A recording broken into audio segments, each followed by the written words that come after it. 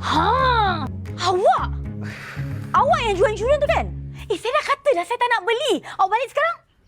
Macam mana saya nak balik? Kaki saya sakit. Ya, sebab itulah. Awak sebenarnya bukan jual insurans. Awak nak tip saya kan? Sebab itulah Allah bagi balasan dekat awak straight.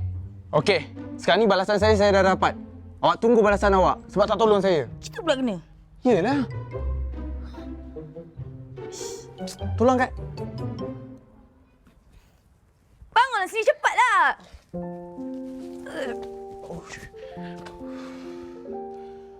Terima kasih.